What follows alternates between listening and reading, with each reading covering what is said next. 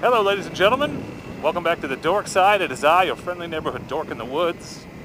And today, I'm in the woods riding around on my CRF. So today's video is top 5 reasons why your first motorcycle should be a dual sport.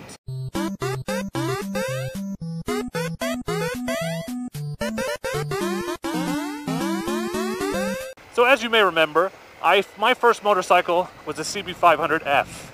Great beginner motorcycle. I've got a whole video about it. I think it was a good place to start. But my second bike was this here CRF 250L. And if I had it to do all over again, I definitely would have bought the CRF first. And really, I've got 5 reasons why. Number 1, they're not intimidating. They're easy to ride. Aside from seat height, which was a concern I was overly fixated when I was shopping for mine, they're generally, unless you get something huge, not intimidating motorcycles. They're geared to have grunty, low-down power, and they can do a lot of things without being intimidating. And you could start, like, this is a 250. There's nothing intimidating about a 250, like, at all. So, I mean, unless you're, a tiny person or whatever. So, low power, not intimidating. Oh, there's a gate. They're easy to learn on, easy to ride for the most part. Non-motorized use welcome. Huh, that's an interesting, so I could hike it if I wanted to? Anyway, they're not intimidating, they're not scary like a big bike. People always debate, what size bike should I get? How much bike is too much bike? And I think there aren't many dual sports that I would say are too much bike for a new rider.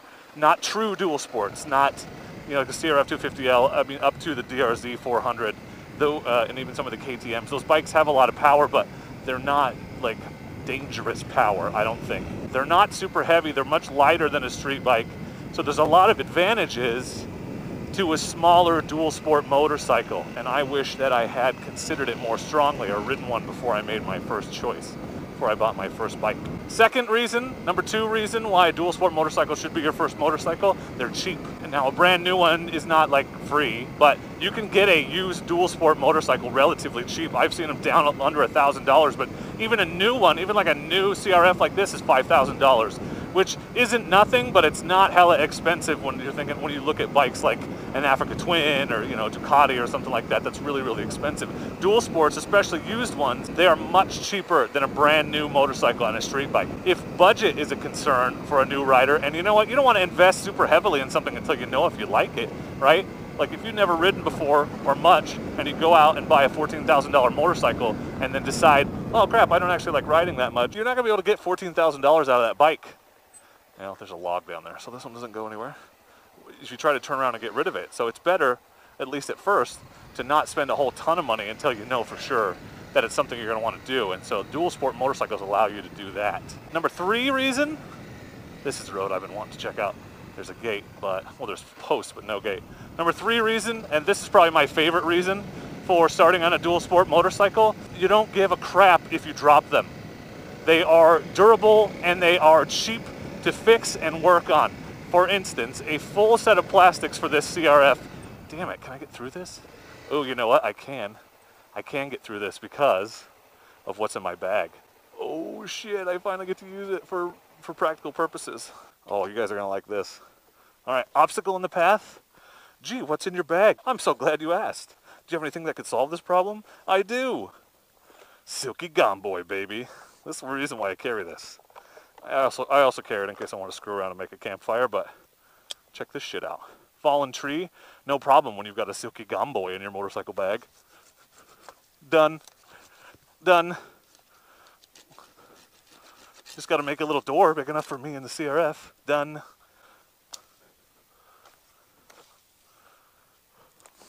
What, more? Okay. This one right here. Not this one, but the one. I can't get to the one I need to cut off. There, this one. This saw is awesome. So awesome, especially look at how small it is. Yeah! Life closes the door, open a window, or just cut a hole in it. That's big enough, right? I can get through there. Let's take this one just for safety. Just for safety purposes. Gear that you wouldn't think would be essential until you need it. A little handsaw. Let's see if we can get under it. Oh yeah, piece of cake. Piece of cake. It's a little sketchy going around the edge of this, isn't it? Just don't fall off down the cliff. There's another tree. Oh man, this is a little rough. This might be more than the Gomboy can handle. Yeah, well, I'm guessing there's just going to be more of this, so maybe this is a scout for another day. Let's just turn around. It's literally right here. There's the one we went over. There's the one we went under. So there's a few down trees up here, you guys. I mean, to no one's surprise, it's May and no one's been up here to clear it all yet. But we at least made this hole, so that's cool. We're cool. Anyway, like I was saying, the one cool thing about dual sport motorcycles is you don't care if you drop them. You're less careful. It's, especially if you get a used one, it's not as big of a deal. I've dropped this bike probably 25 times, several times very hard, and you really can't tell unless you look really close at some of the scratches on the plastics. And like I said, if you want replacement plastics, a whole set is only $100. You pay $100 for a small piece of the fairing on a street bike. If there's a time when you're most likely to drop your motorcycle, it's when you're first learning how to ride. I'm not talking about getting into a crash at 60 miles an hour. It's dumb shit like you go to put your foot down on gravel, lose your footing, and drop your bike. Or, oh, I know, here's a thing that's improbable, but it did occur to someone I know, AKA me. You go to put your foot down at a stop sign, and your jeans get caught on the foot peg, so you can't put your foot down and you drop your motorcycle. And I was fortunate because I only busted the lever, scuffed the bar end, but it could have been a lot worse if I'd broken a fairing or something. So those are things that happen when you're a new rider. And so starting out on a dual sport makes a lot of sense because those mistakes are less catastrophic and you are less anxious about it because you're not about to drop a $14,000 motorcycle and incur hundreds or thousands of dollars worth of damage to it. Reason 4 is one I just discovered. Well, not that I discovered, but just realized the value of because I hadn't actually done the math before. But I just added the Grom. As you know, I just got a Grom to my insurance. And when I did, I took a hard look at the rest of my coverages. And this thing is incredibly cheap to insure. You'd think a Grom would be the cheapest bike to insure in the universe.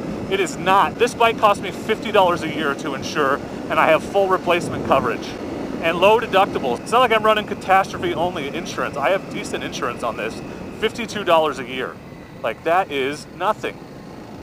The Grom is 4 times that. There's another reason. Cheap insurance, and I mean cheap insurance. Like, you'll forget you're even paying it. Cheap insurance. And reason 5, the number 5 reason why your first bike should be a dual sport, I'm demonstrating it for you right now. Versatility. They don't call them dual sports for nothing. These bikes can do anything you want them to.